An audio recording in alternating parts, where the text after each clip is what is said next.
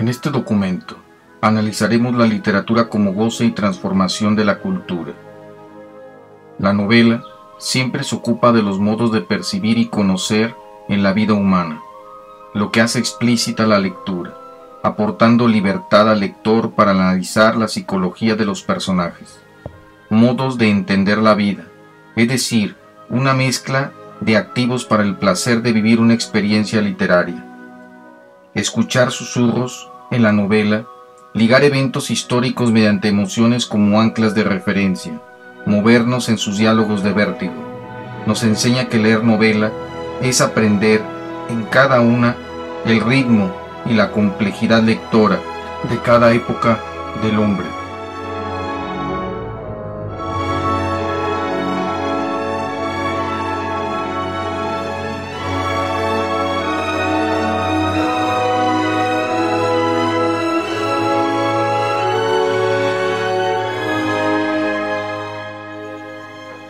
El cuento se entiende como una versión corta de una novela. Tiene sus orígenes en el relato folclórico, y al igual que la novela en su estructura, posee reservado en su final los placeres del desenlace de clausura, un evento de sorprendente creatividad surrealista. Como análogo al cine, un cuento sería un cortometraje, y la novela un largometraje. Ambos, cuento y novela, transmiten a partir de una manera exponencial al ir aumentando la realidad que expresa su mensaje. El comienzo en ambas obras es un aparecer dentro de un tiempo fortuito y en un contexto creado en la propia obra literaria. La conversación entre personajes y la voz del narrador crean la atmósfera de acontecimientos que dan forma a la historia contada.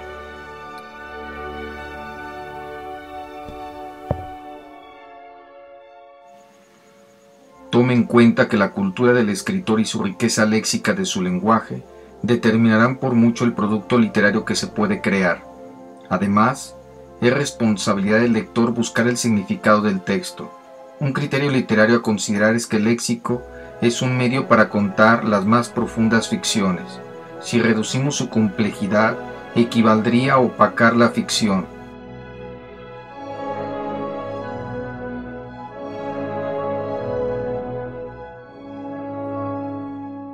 Aunque no hay una sola manera de decodificar un texto, sí sabemos que esta lectura es siempre individual en su interpretación. La experiencia de leer es también la sabiduría de estar solos con nuestro yo y las voces del habla de la novela o del cuento.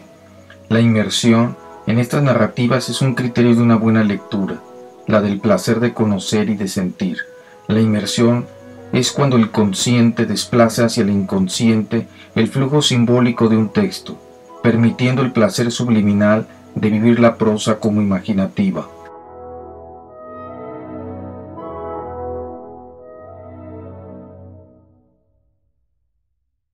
El por qué leer no es más fácil que contestar si tenemos el derecho a no hacerlo.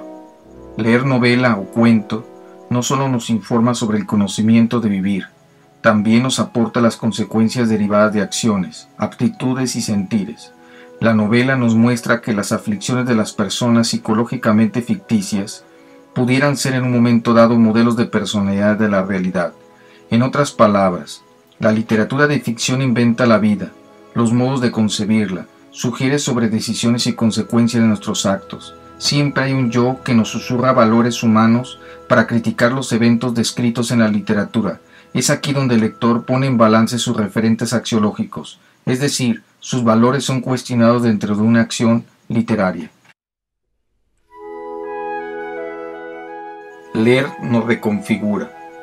Somos unos antes y otros después de la lectura, ya sea que concibamos el leer como una recreación o un placer de vivir vidas ajenas.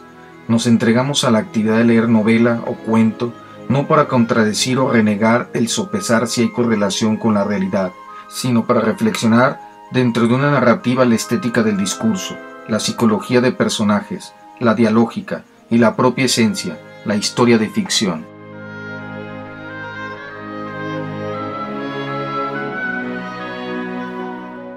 De acuerdo con Steven Pinker en su libro Los ángeles que llevamos dentro, logra asociar en estadística de los últimos 200 años un patrón que lo conduce a afirmar en citada obra: la literatura ha tenido un impacto decisivo en reducir la violencia entre los hombres. Con este fundamento podemos decir que a los que promueven la lectura de literatura de ficción contribuyen a prevenir la violencia, sea esta doméstica, entre grupos sociales o naciones. El cuento y la novela son un catalizador de empatía con nuestros semejantes.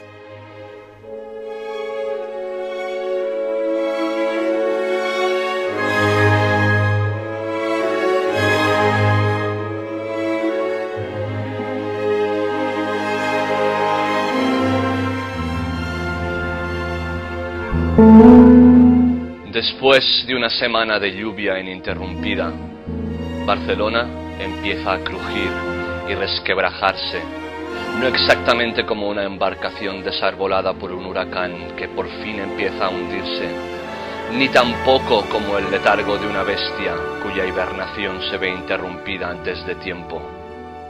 Las inundaciones han provocado que tengan que venir a la ciudad tropas procedentes de los cuarteles de Zaragoza y Huesca, a bordo de convoys interminables de camiones militares Pegaso 4x4, cuya llegada apenas convoca a un puñado de curiosos que agitan lúgubremente sus banderas españolas empapadas bajo la tromba de agua. Las calles se han vaciado hasta un punto inverosímil, casi como si fuera un brote de peste y no un diluvio lo que está azotando la ciudad.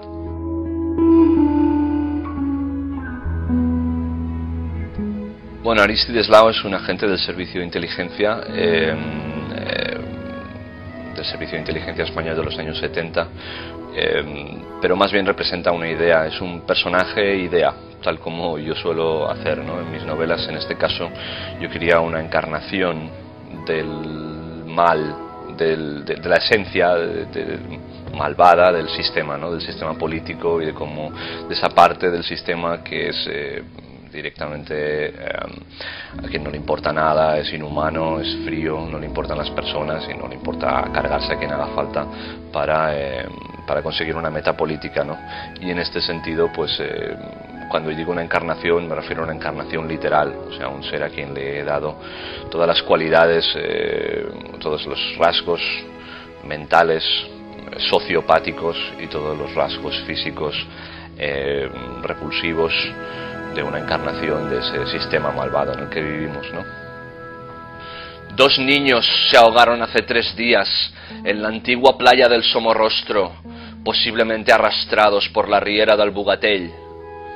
Sus cuerpos diminutos se encontraron inflados y abrazados entre sí un día más tarde en el rompeolas. Y durante toda esta crisis, Barcelona se agita con movimientos irritables, sin terminar de despertarse, presente en forma de millares de calles grises, edificios grises y alcantarillas inundadas, pero al mismo tiempo intensamente ausente, despojada de su conciencia y de su memoria, prisionera en una torre de cuento de hadas, azotada por el diluvio, víctima de un hechizo que flota como polvo de estrellas sobre su cara dormida, una torre y un hechizo que se llaman España.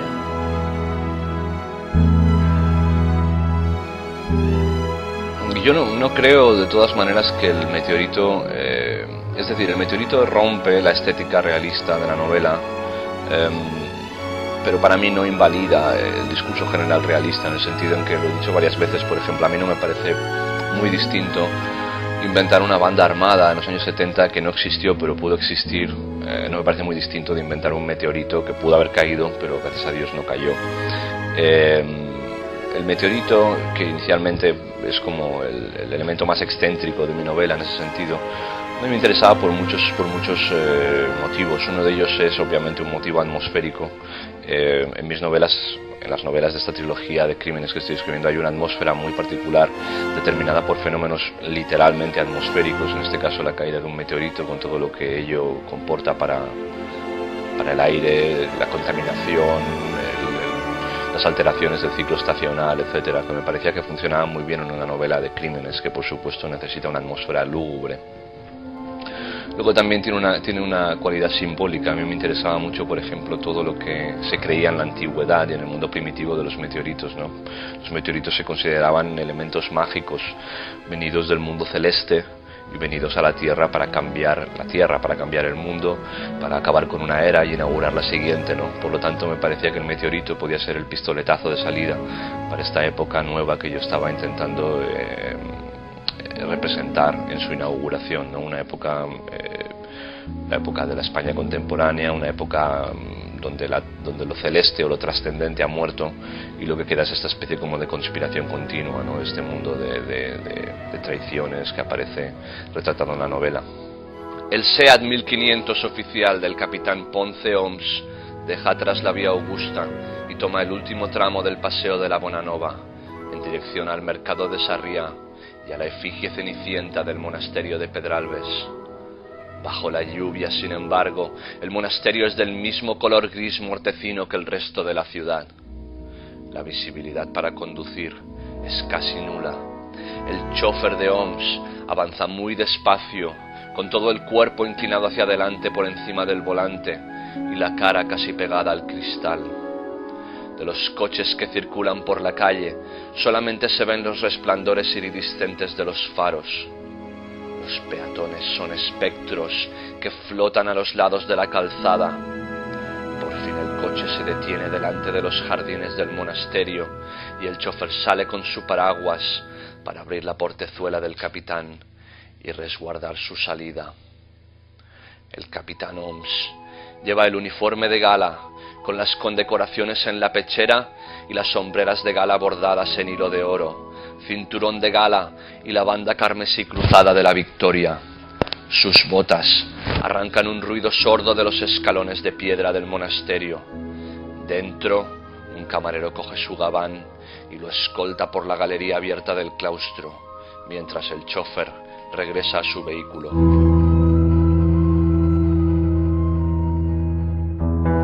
La trilogía que inicié hace 3 años con Corona de Flores y que ahora continúa con El Jardín Colgante, para mí hay más que una continuidad temática, es decir, no hay una continuidad argumental, la premisa es muy amplia, muy sencilla, son 3 novelas de crímenes ambientadas en distintos momentos de la historia de Barcelona, momentos de cambio político y de cambio histórico que para mí son cruciales para entender el presente. Sin embargo, yo, a un nivel evidentemente de autor que no tiene nada que ver con luego cómo lo lee el lector, para mí son 3 novelas hermanas, en el sentido en que son prácticamente 3 volúmenes de una misma novela, ¿no? Son parecidas a nivel de tono, son muy violentas, son muy oscuras y sobre todo tienen como cierta voluntad de ser como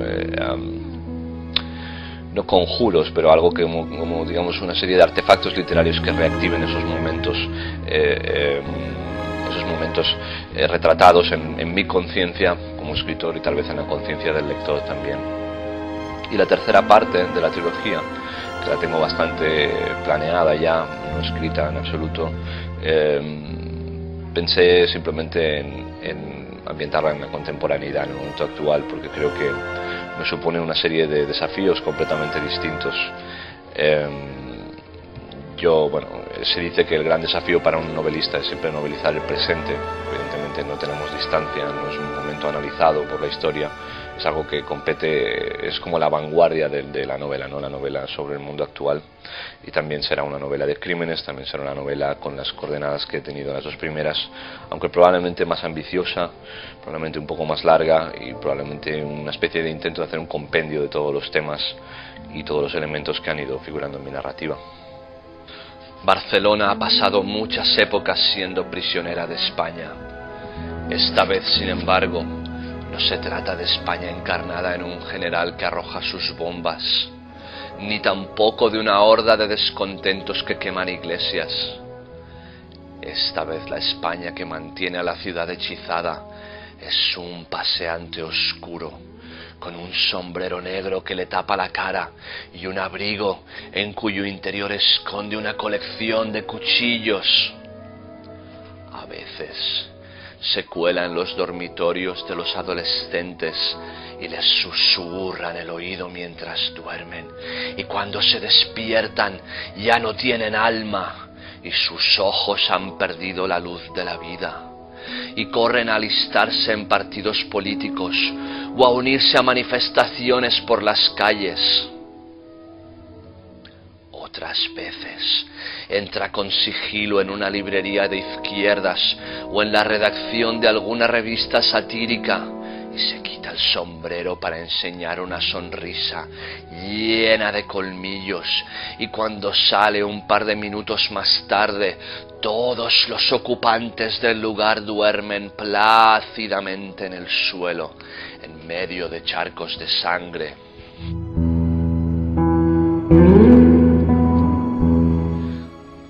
El jardín colgante busca representar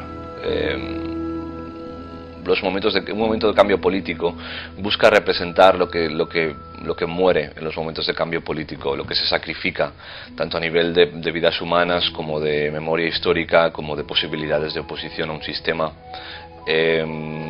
La transición democrática española me pareció un ámbito lo bastante cercano como para representar este cambio político de una manera que todo el mundo pudiera decodificar sin ningún tipo de problema. O sea, un momento lo bastante cercano como para incluso no tener que describirlo con demasiado detalle y poder aprovechar todos esos sobreentendidos que compartimos como país cuando hablamos de la transición, ¿no?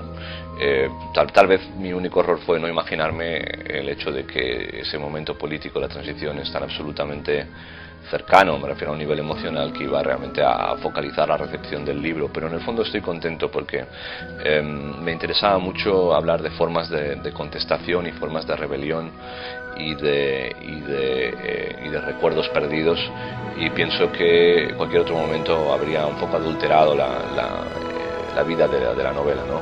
Yo supongo que en realidad el desencadenante, al menos para mí como autor del libro, desencadenante de la trama y desencadenante de haber elegido esta especie como de guerra soterrada entre el servicio de inteligencia y las bandas armadas, tiene que ver un poco con mi perplejidad ante las manifestaciones de contestación al sistema actuales, que son una serie de manifestaciones mucho más etéreas y mucho más mucho más abstractas que lo que tradicionalmente se consideraba la oposición al sistema, ¿no? Encarnada en esta especie de figura que es el revolucionario o el luchador, etcétera, una figura romántica ya desde sus inicios, desde el siglo XIX, desaparecida completamente hoy en día. Cualquier tipo de contestación armada o organizada o de lucha política seria es considerada algo ilegítimo y expulsada del sistema para poder neutralizarla de forma más efectiva. Esta es una de las cosas que se han perdido, y tal vez cuando yo asistí un poco a las muestras de oposición política del año pasado, el movimiento 15M y aledaños, mi perplejidad respecto a ese tipo de forma contemporánea, desnaturalizada, si se quiere, de revolución, que consiste en pasarte todo el día tuiteando como un loco y luego irte a casa a ver la tele, pues no sé, me hizo un poco preguntarme, como decía antes, por esta especie como de capacidad de contestación al sistema, que es otra de las cosas que se perdió y se sacrificó en la transición.